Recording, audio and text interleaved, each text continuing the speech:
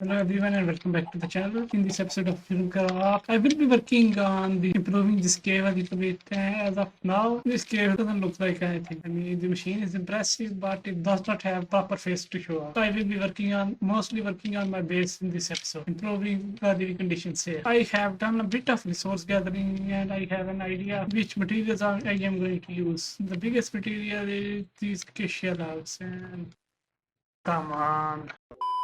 As I was saying before, I rudely got disconnected from the server that I will be working on the cave, and the very first thing I am going to do is that I need to remove speed from this part of the cave because that part is going to be closed. And next thing, I am going to try to utilize diorite, which I have never used before in any build, just like scale 85. But I will try my best to come up with something that this will look good. It is mostly going to be an experimental build, and mostly I am going to just go for it. I have absolutely no plan for what I am doing as part of the decoration, but I am just going to go for it and we'll see where it takes us. One thing I do know is that the texture for acacia trapdoors is brilliant as the front of a smelting system. One pair of pants later. Well, the trapdoors I did not work at all.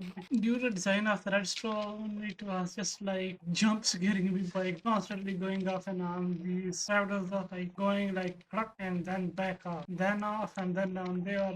They were scary. I also need to encompass this a little bit. How I am going to do that? That's a big question to be answered. Before I answer that, I need to get this stone. I will see you after a little bit more progress. So a progress update. Currently I am working with stone and I need to add different textures as well, but it will take me a little bit and these chickens are very loud. Eventually. I'm back and I have gathered a little bit of stuff which I am going to use to decorate my caves a little bit, which is mostly this dripstone, these glow berries and glow icons to show a bit of overgrowth, especially around the wall and around all this. Let's start from one side and go. A few moments later. I have started to decorate this a little bit and slowly but surely it's coming together. One nap later. Between the breaks, some of the bounty hunters have come to claim their bounty, and the first one is Yash. So let's see what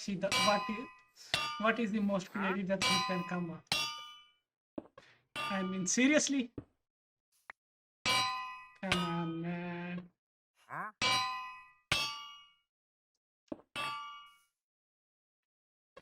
Eventually. Come on. Let your imagination run wild. Be creative, man. So much later that the old narrator got tired of waiting and they had to hire a new one.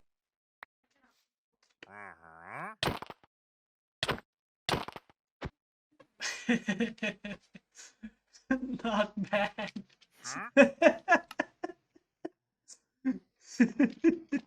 Not bad at all. I mean, that was quite a surprise.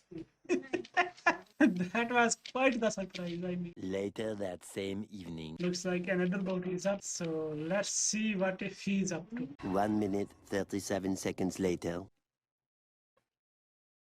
So, okay, that's...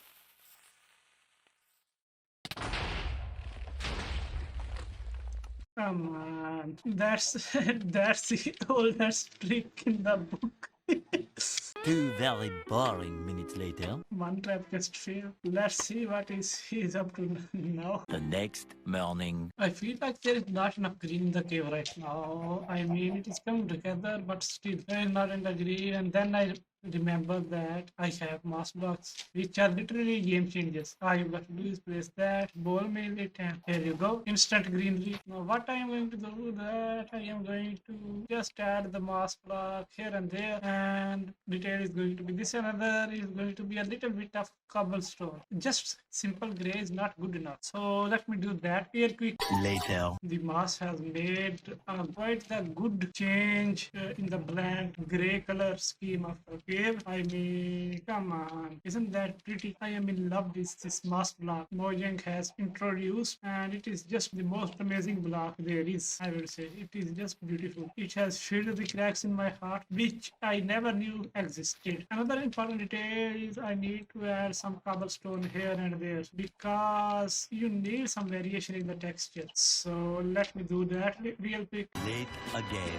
So the cave is finally at a point which I think I am quite satisfied with. Remember, I am not a builder. I enjoy building quite a lot, but I am not satisfied. There are few things a few details which I need to iron out. Overall, it is giving quite a good impression. So next thing is I need to work on a 3x3 piston door, which I have promised Blackout, another member of the server, to build. So let me go ahead and gather resources for that, and I will see you after. You get the idea. I have gathered the required resources in order to make the 3x3 piston door, and I am going to use the design by Mystical. This design is by Mystical 3x3 piston door, and it requires an easy design. It does not require a lot of resources. Before I build the door, I need to showcase the place where I am going to build, because he has built kind of beautiful place. So the place where I need to build is right here. So let's build this, shall we? One shift later. After a bit of hiccups, finally the piston door is done. So this is the sequence this works in.